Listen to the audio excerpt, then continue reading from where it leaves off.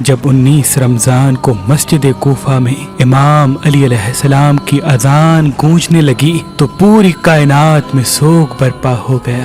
چرند پرند جنات چیخنے لگے اور حضرت جبرائیل علیہ السلام تمام انسانوں سے کہنے لگے کہ اے انسانوں، آج آخری مرتبہ علی کی آواز میں اذان سن لو۔ مولا علی علیہ السلام اذان دے کے مصلی عبادت پہ آئے، اللہ کی عبادت کر رہے تھے۔ جیسے ہی آپ نے سجدہ کیا تو عبد الرحمن ابن ملجم زہر سے ڈوبی ہوئی تلوار امام علی علیہ السلام کے سر پہ دے مارتا ہے۔ بس مسجد کوفہ میں قیامت برپا ہو گئی۔ تمام چاہنے والے سر پیٹنے لگے۔ امام علی علیہ السلام کا مصلی خون سے رنگین ہو گیا۔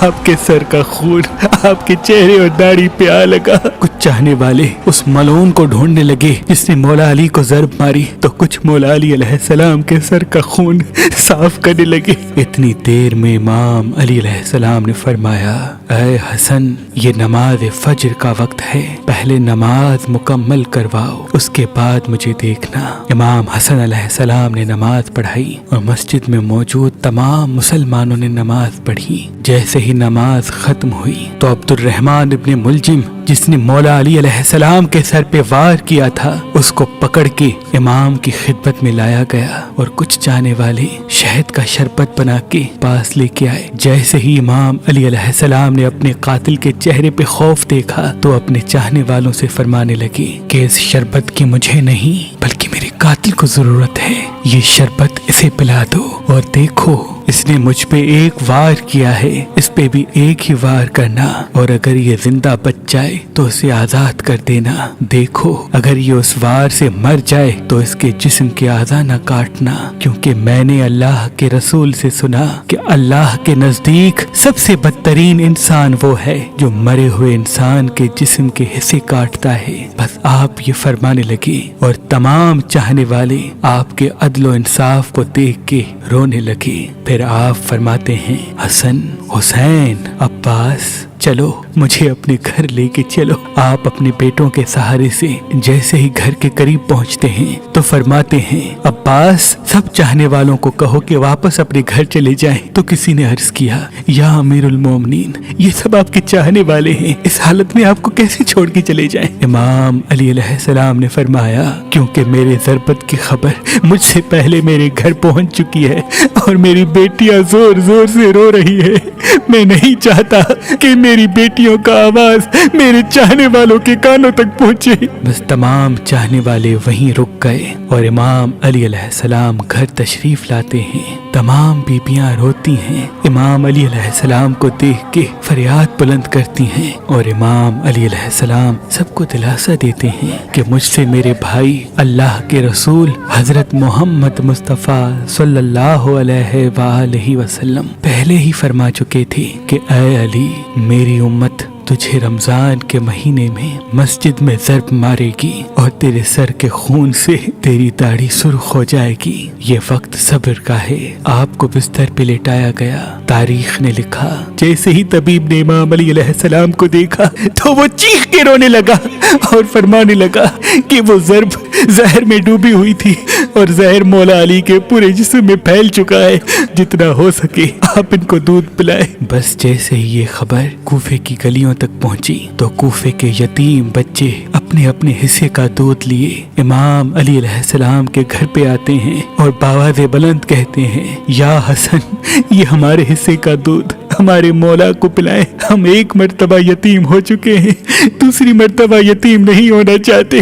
امام علی علیہ السلام بستر شہادت پہ بھی مسلسل اللہ کا ذکر کرتے رہے۔ بس جیسے ہی 19 کا دن ختم ہوا، 20 رمضان کی رات آئی، آپ فرمانے لگے کہ اب میرے حجرے میں کوئی بھی نہ آئے، کیونکہ پوری دنیا کے جنات و فرشتے مجھ سے ملنے آ رہے ہیں۔ اور پھر جیسے ہی 20 رمضان کا سورج طلوع ہوا تو آپ امام حسن سے فرمانے لگے، اے حسن، جاؤ میرے تمام چاہنے والوں سے کہو کہ اپنے امام کا آخری دیدار کر لیں۔ آپ کے عقیدت مند قطار بنا کے جیسے ہی آپ کی زیارت کے لیے گھر میں داخل ہوئے تو دیکھا کہ زہر پھیلنے کی وجہ سے آپ کا چہرہ پورا زرد ہو چکا ہے۔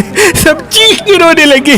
امام علی علیہ السلام فرمانے لگے، پوچھو जो पूछना चाहते हो, क्योंकि मैं अली जमीन के रस्तों से ज्यादा आसमानों के रास्ते जानता हूँ। पूछ लो, जब तुम मुझे अपनी आंखों से नहीं देखोगे तो पछताओगे कि काश कुछ और पूछ लेते। किसी अकीदतमंद ने सवाल किया, किसी ने जवाब लिया, कोई ज़ियारत करता रहा। बस जैसे ही अकीदतमंद जाने लगे, इमाम अली अलैहिस्सलाम ने फरमाया, हसन मेरे पूरे खानदान को मेरे हुजरे में लेके आओ। इमाम अली अलैहिस्सलाम ने वसीयतें की और फरमाया, अब इस खानदान का वारिस मेरा बड़ा बेटा हसन है, जो ये कहे उसे मानना। और इमाम हसन से फरमाने लगे, ऐ हसन, जितना हो सके अपनी ज़बान और किरदार से मोहब्बत और अमन का पैगाम देते रहना। अपने नाना की सुलह हुदैबिया को याद रखना। कोशिश करना कि मुसलमान का दुश्मन न बने और तकवा से दूर न होना। अगर दुनिया तुम्हारे करीब आए भी तब भी इससे दिल न लगाना। दुनियावी चीज न मिलने पर कभी अफसोस न करना। हमेशा हक बात कहना, मजलूम की मदद करते रहना। हसन, हुसैन, जहाँ तक हो सके मेरे इस पैगाम को हर एक तक पहुँचाना कि अपने काम जिम्मेदारी से करते रहें और अपने दरमियान ताल्लुकात को अच्छा बनाए रखें, क्योंकि मैंने तुम्हारे नाना हजरत मोहम्मद मुस्तफ़ा सल्लल्लाहु अलैहि वसल्लम से सुना है कि लोगों के बीच में सुलह करवाना हजारों सालों के रोजा नमाज से बेहतर है।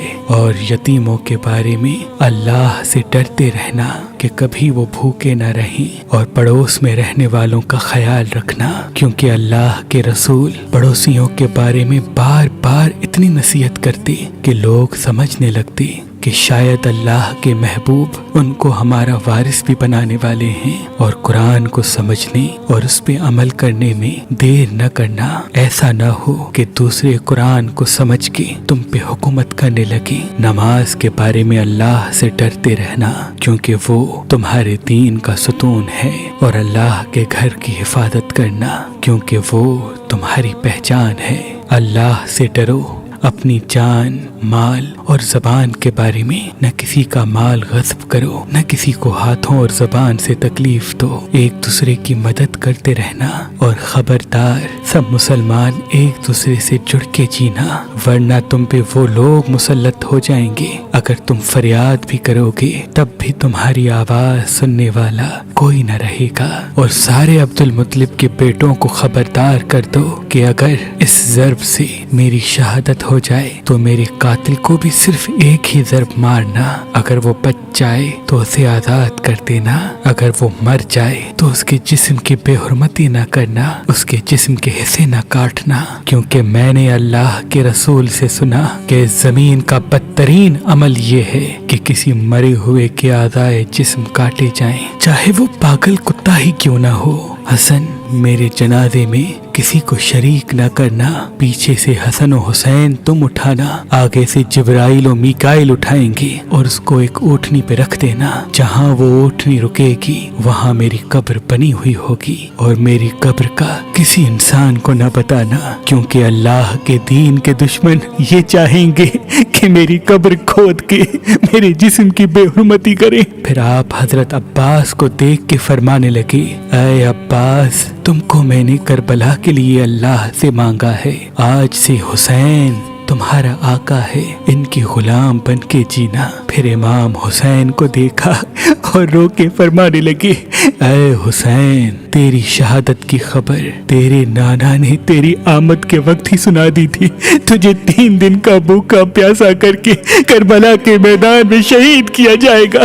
तेरे बच्चों को, साथियों को बेदर्दी से मारा जाएगा। हुसैन, तेरी शहादत के बाद मेरी बेटियों को, तेरी बहनों को रस्सियों में कैद करके इसी कूफा और शाम में फिराया जाएगा। हुसैन, अल्लाह के दीन के लिए सब्र करना, और जब वक्त आखिर आए तो अपनी बहनों और बेटियों से नसीहत करना कि इस्लाम के लिए सब्र करते रहें और कदम कदम पे ये गवाही देते रहें कि अल्लाह के सिवा कोई इबादत के लायक नहीं, और उनका नाना हजरत मोहम्मद मुस्तफ़ा सल्लल्लाहु अलैहि वसल्लम अल्लाह के रसूल हैं। बस इतनी देर में आप फरमाने लगे, सलाम या रसूल अल्लाह, سارا خاندان چیخ کے رونے لگا اور کہنے لگا اے ہمارے مولا، کیا ہمارے درمیان اللہ کے رسول موجود ہیں؟ امام علی علیہ السلام نے مسکرا کے فرمایا، ہاں، اللہ کے محبوب اور تمہاری ماں فاطمۃ الزہرا سلام اللہ علیہا مجھے لینے آئے ہیں۔ بس پورا گھر زار و قطار رونے لگا اور یوں امام علی علیہ السلام نے اپنی آنکھیں بند کر لی۔ آپ کی وصیت پہ عمل کرتے ہوئے آپ کے جنازے میں کسی کو بھی شریک نہیں کیا گیا۔ پیچھے سے حسن و حسین نے اٹھایا تو آگے سے وہ جنازہ خود بخود اٹھنے لگا اور ایک نورانی اونٹنی ظاہر ہوئی، جنازے کو اس پر رکھا اور وہ کوفے سے باہر چلتی گئی۔ ایک ویران جگہ پہ جا رکی جہاں ایک چمکدار پتھر تھا۔ جیسے ہی امام حسن حسین نے اس پتھر کو ہٹایا تو اس پتھر کے نیچے ایک قبر بنی ہوئی تھی اور اس پہ لکھا ہوا تھا کہ یہ قبر اللہ کے نبی نوح نجی اللہ نے بنائی ہے، اللہ کے ولی علی ابن ابی طالب علیہ السلام کے لیے۔ علی ابن ابی سلام ہو اللہ کے ولی امام علی علیہ السلام کی عظمت پر سلام ہو، شیر خدا نفس نبی مومنوں کے امیر حیدر کرار